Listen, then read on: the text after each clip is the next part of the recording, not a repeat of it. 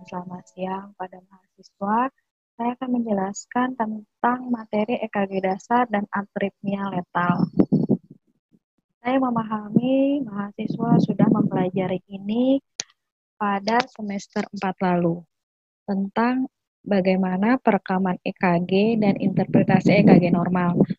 Namun saat ini saya akan review sedikit terkait dengan EKG dan kita juga harus paham EKG terkait dengan gambaran EKG abnormal atau EKG dengan aritmia letal yang teman-teman harus pahami pada saat dalam kondisi keadaan emergensi.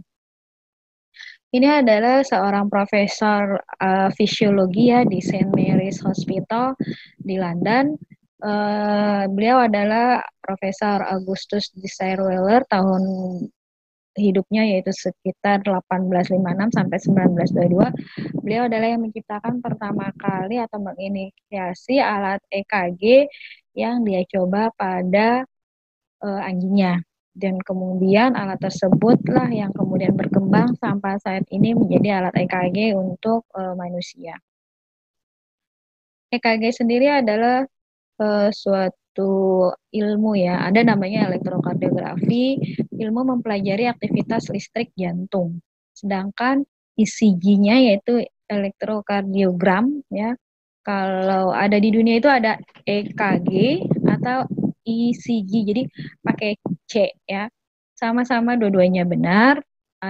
Kalau US EKG, kalau London dia ECG pakai C. Jadi adalah suatu grafik yang menggambarkan rekaman listrik jantung seseorang. EKG sendiri bersifat untuk atau bertujuan untuk tindakan diagnostik atau mengevaluasi hasil pengobatan atau suatu hasil tindakan.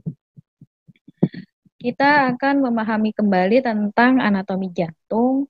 Ya, saya paham teman-teman sudah mengerti, tapi saya review kembali bahwa jantung itu terdiri dari 4 ruang, yaitu atrium kanan, atrium kiri, ventrikel kanan, dan ventrikel kiri. Di mana fungsi utama jantung adalah memompa darah, ya, baik darah kotor yang dari ventrikel kanan ke arteri pulmonal untuk dialirkan ke paru-paru untuk mendapatkan oksigen, kemudian balik lagi melalui vena pulmonal ya, di mana darah bersih dari atrium kiri ke ventrikel kiri, dan dari ventrikel kiri akan dialirkan melalui aorta ke seluruh tubuh. Untuk katupnya sendiri yang berfungsi ada 4, di mana 2 itu bersifat atrioventrikel, yaitu antar yang memisahkan antara atrium dengan ventrikel, di mana atrium dan ventrikel kanan ini adalah di situ ada katup tricuspid, yang sebelah kiri antara atrium kiri dan ventrikel kiri ada mitral atau bicuspid, sedangkan untuk katup pada aorta itu pada ada bagian untuk arteri pulmonal adalah katup pulmonal, sedangkan untuk katup pada aorta dinamakan adalah katup aorta. Sedangkan otot jantung terdiri dari 3, yaitu yang bagian luar adalah epikardium, tengah adalah miokardium, dan bagian dalam ada endokardium. Untuk arteri sendiri, bagian jantung itu ada 2, yaitu arteri bagian yang memperdarahi arteri kanan, jantung sebelah kanan, dan arteri sebelah kiri, yaitu left main coronary artery. Disebutkan di sini bahwa ini adalah cabang pertama dari aorta.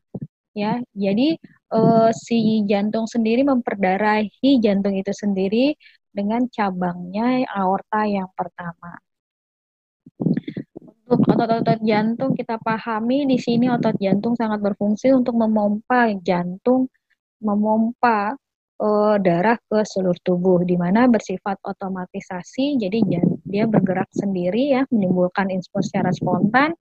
Irama dia memberikan impuls yang teratur, konduksi dia mampu menyalurkan impuls yang ada, dan rangsangan dia mampu untuk bereaksi terhadap rangsangan. Nah, kita pahami dalam EKG sendiri kita akan merekam fungsi listrik, merekam ya aliran listrik yang ada. Jadi kita pahami bahwa harusnya atau normalnya listrik itu bermula dari S anode ke jalur internodal ya, jadi ke internodul ya, dia ke AV node, Dari AV node dia akan ke berkas atau bundle of His, ya di situ ada impuls bundle His, lantas diserahkan atau ke uh, sebar lagi ke serabut Purkinje. Jadi itulah aliran listrik yang seharusnya. Jadi dari SA node ke AV node ke bundle of His ya, atau ke berkas His, lalu disebarkanlah ke serabut Purkinje di daerah otot untuk ventricle. SA node ini sifatnya otomatis sendiri, dia akan terpicu sendiri, dia akan mengeluarkan impuls itu dengan sendirinya otomatis ya. Masya Allah ya, itu kekuasaan Allah, di mana pada saat jantung dikeluarkan dalam tubuh pun listrik itu akan timbul dengan sendirinya. Jadi jika memang otaknya masih berfungsi, walaupun jantung berada di luar pun, SA node akan mengeluarkan impuls listrik ya dengan sendirinya. Jadi perjalanan impuls sendiri tadi yang sudah saya katakan bahwa letak SA node itu adanya di atas dekat vena cava superior dan adanya di atrium kanan, mengeluarkan impuls 60 sampai 100 kali per menit ya.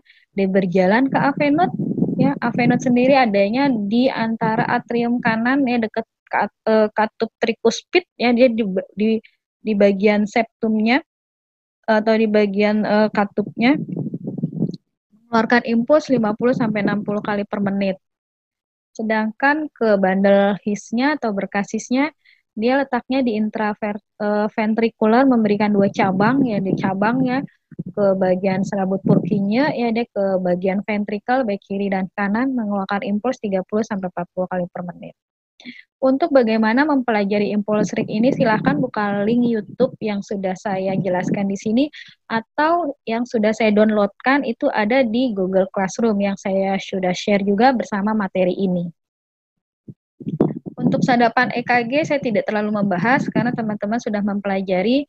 Jadi sadapan EKG itu ada yang bipolar, yaitu merekam antara ekstremitas ya. Jadi perbedaannya antara tangan kanan, kaki kiri, tangan kanan, atau tangan kanan dengan tangan kiri, tangan kanan dengan kaki kiri, atau tangan kanan tangan kiri dengan kaki kiri. Sedangkan EKG unipolar sendiri itu merekam beda potensial dalam satu ekstremitas ya. Untuk sadapan EKG kita paham ya. Jadi untuk pemasangan elektroda sendiri jangan kebolak-balik, karena kalau kebolak-balik ini akan menghasilkan rekaman EKG yang tidak valid, yang tidak bisa dibaca atau salah kita membacanya. Jadi ingat, elektroda untuk di right arm atau di tangan kanan memakai yang merah, yang di kiri adalah memakai kuning, sedangkan kaki kiri memakai yang hijau. Sedangkan elektroda di kaki kanan memakai hitam, itu untuk ground-nya saja. Jadi dia tidak merekam beda potensial listrik yang ada. Jadi yang hanya direkam tangan kanan, tangan kiri dengan kaki kiri. Untuk sadapan unipolar precordial ya, kita paham ada V1 sampai V6. Saya yakin teman-teman sudah hafal bagaimana mengatur elektroda-elektroda itu pada posisinya ya di bagian dada. Sedangkan untuk kasus-kasus tertentu bisa saja digunakan V7, 8, 9, V3R, dan 4R. Namun karena ini masih dasar, kita memasangnya hanya untuk V1 sampai V6 saja. Jadi ini adalah gambaran dari bagaimana memasang sadapan EKG. Nah, dari gambaran sadapan EKG, jika ada sesuatu yang abnormal pada lead-lead tertentu, itu menggambarkan fungsi jantung di area tertentu. Contohnya untuk lead 2, 3, dan AVF, jika ada abnormal, berarti gangguan otot jantungnya ada di letak inferior. Jika leadnya 1, AVL, V5, dan V6, berarti di bagian lateral, V3 dan V4 berarti di bagian anterior, V1 dan V2 adalah di bagian septal. Selanjutnya kertas EKG, mahasiswa juga sudah mempelajari ini, saya hanya review sedikit, bahwa ada kotak kecil, kotak sedang, ya, dan kotak besar. Jadi kotak kecil itu secara horizontal adalah 0,04 detik, kotak sedang 5 mm adalah 0,2 detik. Sedangkan untuk yang garis vertikal, ke bagian ke atas, jika yang kecil adalah sekitar 1 mm adalah 0,1 mV, jika kotak besar 10 mm adalah berarti 1 mV. Untuk kurva EKG kita pahami terdiri dari gelombang P, Q, R, S, dan T. Dan pada kasus-kasus tertentu timbul adalah gelombang U setelah selesai gelombang dari T. Gelombang P merupakan depolarisasi atrium dengan lebarnya sekitar 0, sampai kurang dari 0,12 detik, selalu positif di lead 2 namun negatif di AVR. Untuk gelombang QRS merupakan depolarisasi ventrikel, lebarnya adalah 0,06 sampai 0,12 detik, tinggi tergantung lead. Gelombang Q kurang lebih dia negatif karena dia defleksi dan 0,0 kurang dari 0,04 dan tingginya atau dalamnya sepertiga tinggi R. Gelombang R merupakan defleksi positif pada gelombang QRS, umumnya positif di lead 1, 2, 5, dan 6, V5 dan V6. Untuk gelombang S merupakan defleksi negatif setelah gelombang R di lead AVR dan V1. Gelombang S terlihat besar dan dalam dari V2, kemudian semakin kecil dan semakin menghilang pada sampai dengan V6. Gelombang T dan U ya, positif jika lead 1, 2, dan 3 dan V6, terbalik pada AVR. Gelombang U ya merupakan gelombang tambahan, biasanya akibat repolarisasi lambat sistem konduksi di interventricle. Ini gelombang PR ya. Kita pahami gelombang PR itu normalnya dari sini, yaitu akhir dari gelombang P sampai awal gelombang QRS. Jadi dari gelombang dari gelombang P ini sampai ke awal gelombang QRS, nilainya 0,12 sampai 0,2 detik ya. Jadi lamanya ini perjalanan ini tidak lebih dari 0,2 detik. Waktunya ini adalah waktu untuk depolarisasi atrium dan jalannya impul melalui berkasis sampai permulaan depolarisasi ventrikel. Untuk segmen S dan T ya, diukur dari akhir gelombang S sampai awalnya T. Nilainya minus 0,5 sampai dengan plus 2 mm, jadi tingginya. Cara menginterpretasi EKG, jadi kita yang cek adalah iramanya, bagaimana jarak antara PQRST dengan PQRST yang lainnya, dan menghitung RR atau menghitung heart rate dengan menghitung jarak antara R1 dengan R lainnya. Bagaimana cara menghitung heart rate dengan alat EKG? Walaupun alat EKG saat ini sudah otomatis akan menghitung nadinya seseorang, namun kita juga harus paham bagaimana menghitung secara manual. Jadi kalau kita cara menghitungnya bagaimana, kita lihat RR-nya ya. Jadi kalau kotaknya yang kecil ini nggak kelihatan, itu 300 dibagi jumlah kotak RR yang kecil, atau paling gampang kotak yang sedang ini, ini kotak sedang, jadi kalau kotak kecil 1500 dibagi kotak kecil, namun kalau kotak sedang yang berisi 5 kotak kecil, itu jadi 300 dibagi kotak sedang. Ya, atau mengambil sadapan sepanjang 6 detik lalu dikalikan dengan 10, atau kalau sadapannya 12 detik dikalikan dengan 5. Ini adalah cara menghitung heart rate dengan menghitung R1 dengan R lainnya. Jadi di sini ada 2 kotak besar ya, atau 10 kotak sedang. Kalau kita katakan di pas 2 kotak besar, berarti kita 300 saja. 300 dibagi 2 kotak besar, maka hasilnya 150. Atau kalau kotak sedangnya ini berarti kan ada sekitar 10, berarti ada 10 kotak sedang. Jadi 1500 dibagi 10, maka hasilnya sama, yaitu 150 kali per menit. Cara menginterpretasi EKG, tentukan gelombang P ada tidak atau normal atau tidak. Kita paham bahwa P itu harusnya ke atas ya, positif, dan apakah selalu diikuti QRST ya. Dan gelombang P sama R-nya ini normal atau tidak. Ini contohnya adalah hasil dari gambaran EKG ya. Kita paham di sini iramanya teratur ya. Bagaimana cara menghitung RR-nya dari R1 ke R lainnya? Kita hitung ternyata ada 4 kotak besar. Di sini kita hitung 1, 2, 3, 4. Ya di sini juga 1, 2, 3, 4. Jadi 300 dibagi 4 kotak sedang berarti heart rate-nya adalah 75 kali per menit. P-nya normal karena adalah positif ya. Interval dari P ke R sekitar 0,08 detik. Gelombang QRS-nya ya.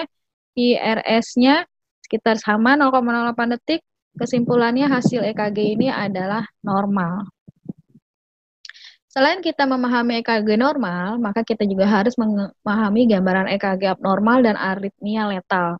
Ini harus kita pahami karena ada beberapa pasien yang datang dengan mengalami keluhan jantung atau tidak, atau pasiennya malah tidak sadar. Kita harus pahami mana yang harus ditindaklanjuti terlebih dahulu. Karena masalah dengan gangguan jantung itu adalah suatu kondisi kegawat daruratan. Banyak EKG yang abnormal, namun pada kondisi gawat darurat, kita harus memahami mana yang lebih diprioritaskan untuk dilakukan tindakan. Bisa saja EKG abnormal, teman-teman sudah pelajari ya, mahasiswa sudah mempelajari di semester 4, saya akan, kita sepakat, saya dengan Bu Siti yang mengajar 6A sampai 6E, itu apa saja gambaran EKG yang harus dipelajari terkait dengan kondisi yang sering datang ke emergensi. Yang pertama adalah VS, yaitu ventricular extrasystole, ya. Yang kedua adalah arrhythmia, ventricle fibrillation, VF, ventricular tachycardia, dan pulseless electrical activity atau PA dan asystole.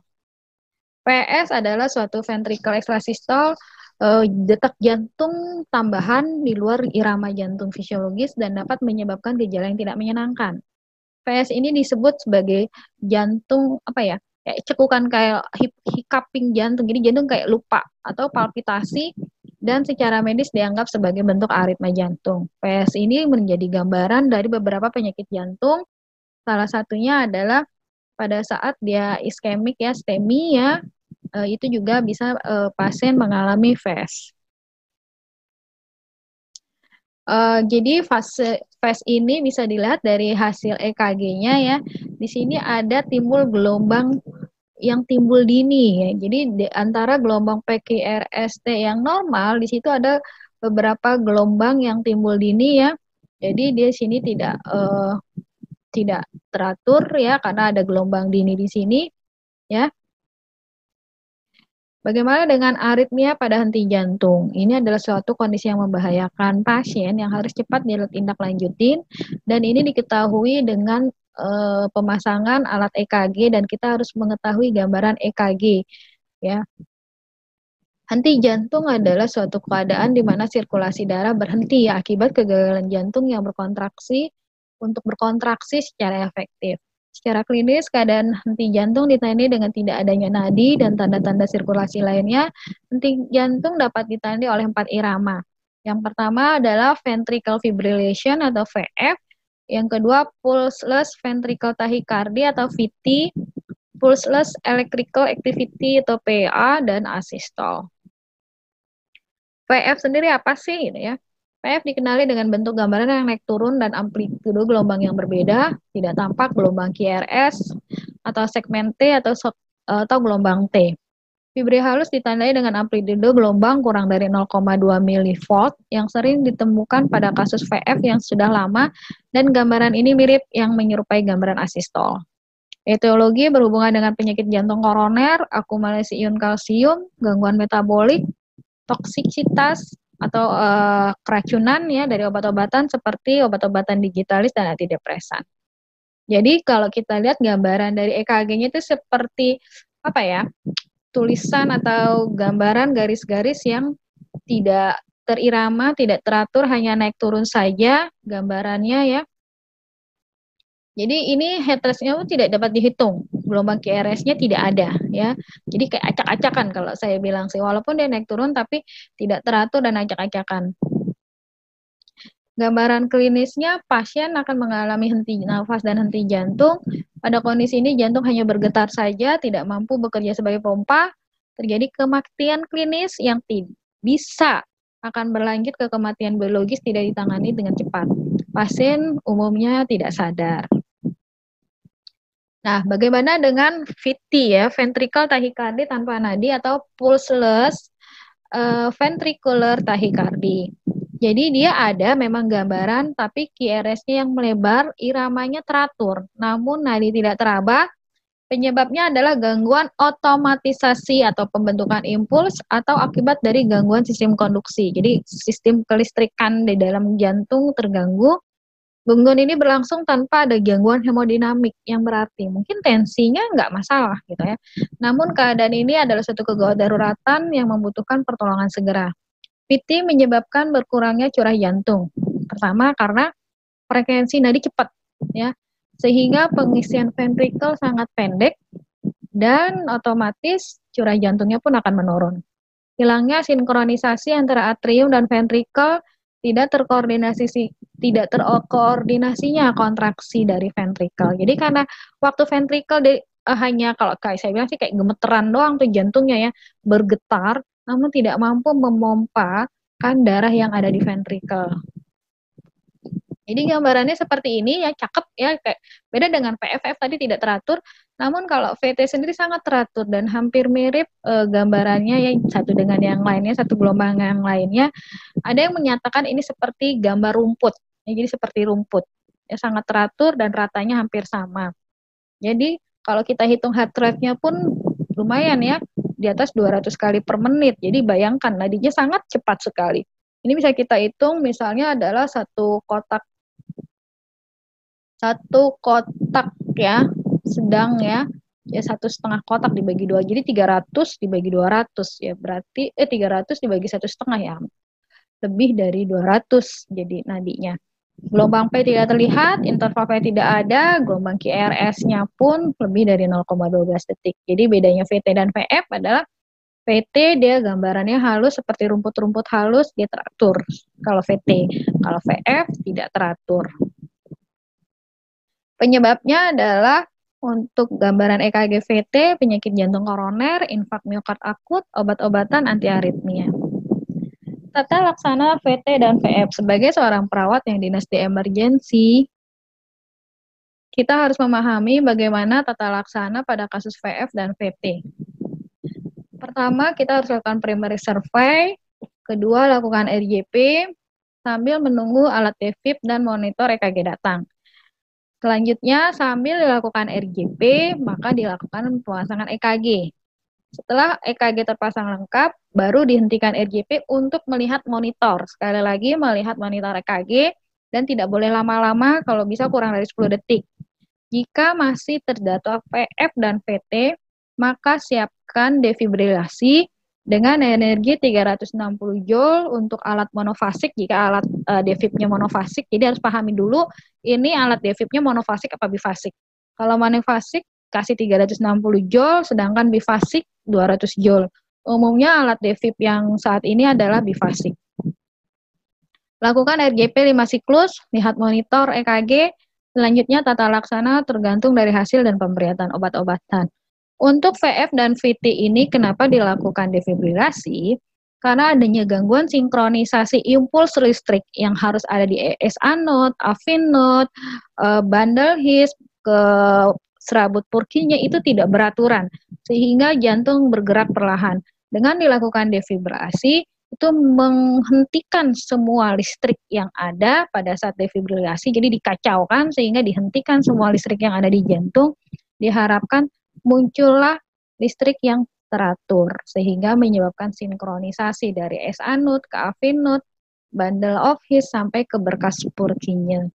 Jika memang ternyata setelah dilakukan defibrilasi, lihat monitor, jadi tergantung hasilnya seperti apa, apakah terus dilakukan pemberian obat-obatan atau tetap dilakukan RJP. Kalau hasilnya VT lagi berarti harus dilakukan RJP dan obat-obatan. Untuk tata laksana ini memang harus ada pelatihannya khusus ya, jadi tidak semua orang bisa melakukan ini, tapi Anda bisa terlibat dalam pemberian RJP, pemantauan irama dari EKG. Ada lagi aritmi letal yang harus Anda pahami yaitu PA dan asistol. PA itu adalah pulseless electrical activity. PA adalah suatu kondisi yang ditandai dengan adanya gambaran elektrik dalam monitor EKG, tapi tidak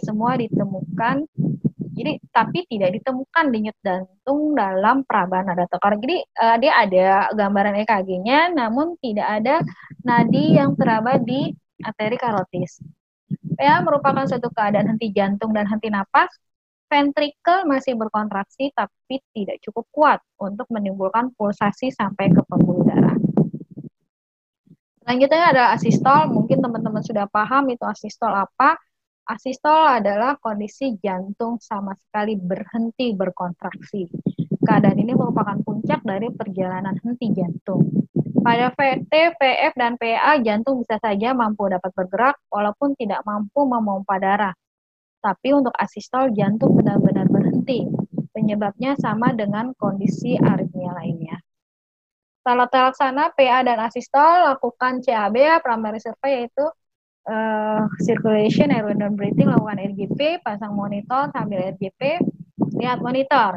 Jika masih asistol, berikan obat-obatan, lakukan RGP sebanyak 5 siklus, lakukan evaluasi. Bila terdapat impuls listrik, lantas raba denyut nadi. Bila ada, maka dapat diberikan obat-obatan maintenance. Bila tidak teraba, lakukan RGP kembali, evaluasi 5 siklus kembali. Itu seterusnya. Jika 30 menit RGP tidak ada respon, maka yang harus dievaluasi apakah obat-obatannya sudah betul atau tidak, dosisnya, alat monitor, dan lead EKG, serta tindakan RGP. Jika dirasa pada saat evaluasi semuanya sudah betul, namun tidak ada respon, dan sudah ada tampak tanda-tanda kematian biologis, maka hentikan pertolongan. Berarti memang pasiennya sudah meninggal. Adapun obat-obatan yang harus disiapkan pada saat kita menghadapi kondisi aritmia letal, yaitu epinefrin, vasopressin, norepinefrin, dopamin, dobutamin, kalsium, digitalis, nitrogliserin, sodium bignat, dan diuretik. Jadi memang obat-obatan ini diberikan pada saat kondisi-kondisi tertentu, dan ini memang harus ada pelatihan khusus bagaimana memberikan dosis-dosis ini. Namun kalau Anda melakukan kolaborasi, pada di sana ada dokternya, silahkan Anda berikan. Namun pada perawat emergensi bisa diberikan pendelegasi untuk pemberian obat-obatan ini yang sudah dilatih secara khusus. Bagaimana memberikan obatnya, dosisnya pada kondisi-kondisi emergensi. Itu materi dari saya terkait dengan EKG. Ini adalah resumenya bahwa EKG merupakan alat untuk merekam impuls listrik pada jantung, ya, sehingga kita bisa melihat gambaran bagaimana otot jantung itu memompa darah ke seluruh tubuh secara efektif atau tidak. EKG itu merupakan suatu tindakan diagnostik dan evaluasi fungsi jantung. Gelombang EKG normal terdiri dari QRS dan T dan U untuk suatu hal tertentu dengan irama teratur. Perlu memahami gambaran EKG yang abnormal dan aritmia letal yang perlu ditangani segera. Pada kasus VT dan VF diperlukan tindakan RJP diikuti dengan defibrilasi untuk menghentikan sementara impuls listrik yang tidak sinkron, serta pemberian obat-obatan. Sedangkan pada kasus PA dan asistol diperlukan tindakan RJP dan obat-obatan. Itu saja dari saya. Terima kasih. Wabillahi taufiq wal hidayah. Wassalamualaikum warahmatullahi wabarakatuh.